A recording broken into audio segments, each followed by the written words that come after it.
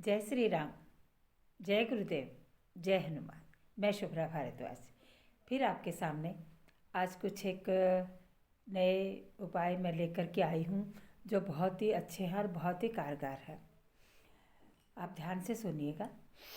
मेरे पास कल कुछ कमेंट्स आए, कुछ मेरे छोटे भाइयों के समझो, बच्चों के समझो, या मेरे हम उम्र समझो, कि जिनका प्यार खो गया उनका कोई उपाय बताएं। मैं उन भाइयों से ये पूछना चाहती हूँ कि वो प्यार ही क्या था जो तुम्हारा खो गया? वो स्नेह ही कहाँ था जो तुम्हारा लुट गया? प्यार तो था ही नहीं।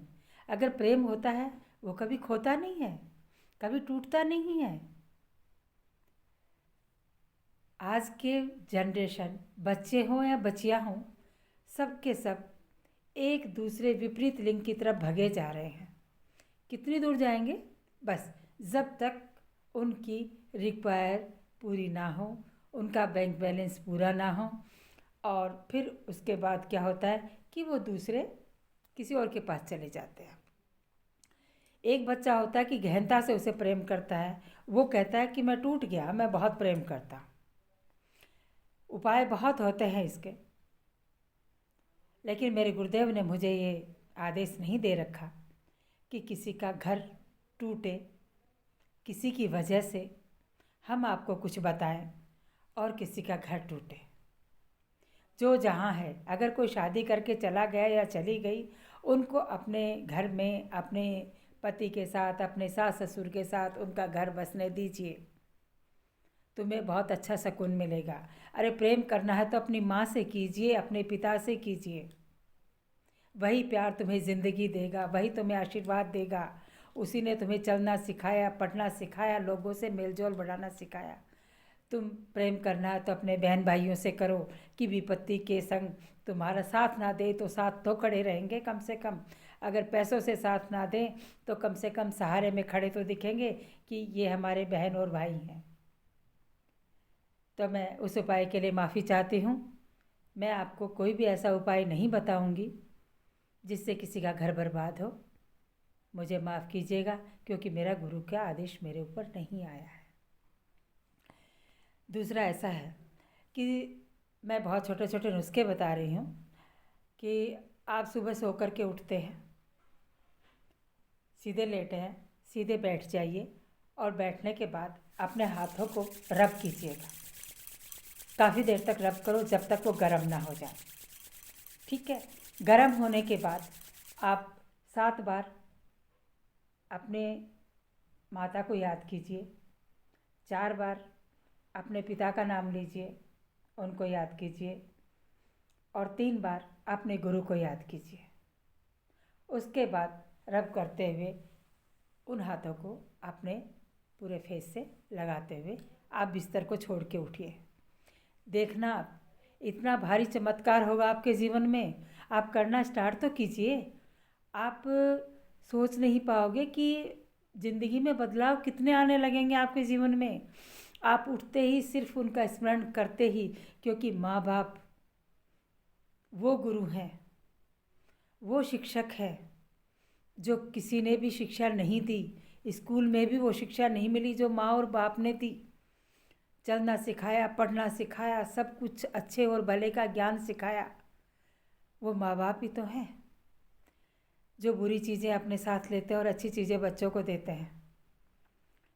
और एक गुरु, गुरु तो वो गुरु होता है, भगवान से बढ़कर भी गुरु होता है, कि अपन को हर चीज़, हर मुसीबत, हर पीड़ा से निकाल करके अलग ले जाता है और ये कहता है कि मैं खड़ा हूँ, तुम लड़ो।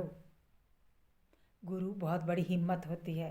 तो हमेशा गुरु का स्मरण करते रहिए, अपने माँ बाप का स्मरण करते रहिए। एक और बता रही हूँ मैं आपको दूसरा उपाय। छोटी छोटी बातें हैं लेकिन बहुत विचारणीय बातें हैं। अगर बच्चों की तरक्की नहीं हो रही है, पढ़ाई में मन नहीं लग रहा है, शादियां रुक गई हैं, तो आप ये उपाय आज से ही शुरू कर दीजिए कि रोज़ आप आटे के अंदर जब भी आप आटा लगाते हैं सुबह खाना बनाने के लिए, तो उस समय आप आटे में दूध डालिए, थोड़ी हल्दी डालिए, थोड़ा अजवाइन डालिए और थोड़ा नमक डालिए। डेली का एक रूटीन बना लीजिए और जब आटा गूंथते हो तो भगवान का स्मरण करते रहिए।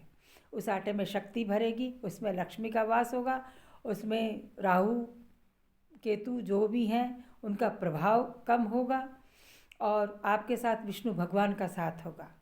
आप लक्ष्मी जी को याद करेंगे, विष्णु भगवान आएंगे, आप उनका स्मरण करते रहिए। जब आपको ये लगे कि थोड़ा सा कम प्रभाव है तो थोड़ी, अगर 2 चम्मच दूध डाल रहे हैं तो 4 चम्मच दूध की कर दीजिए, उसका प्रभाव और तेज होने लगेगा। देखिए आपकी लाइफ स्टाइल चेंज हो जाएगी, आपके घर वालों का खाने का अंदाज चेंज हो जाएगा, सब में घर में खुशियाँ आएंगी और बहुत ही सब घर वालों को बहुत ही अच्छा लगेगा।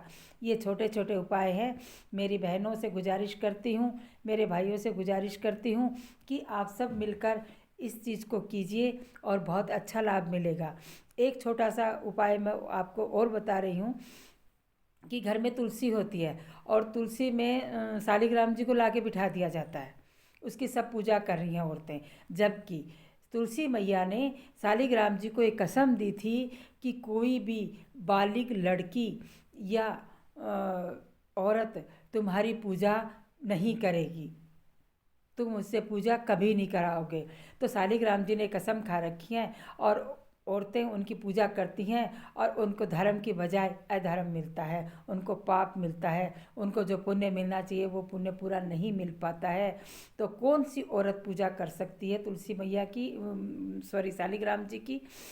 जो औरत 60 के ऊपर है, जिनको मासिक धर्म नहीं आ रहा है, वो औरत शालिग्राम जी की पूजा कर सकती है। दूसरा, आपके घर में जो भी पुरुष हैं, बच्चा है, आपका लड़का, आपके पति हैं, आपके ससुर हैं, आपके पिता हैं, आपके दादा हैं, जो भी हैं वो शालिग्राम जी की पूजा करें।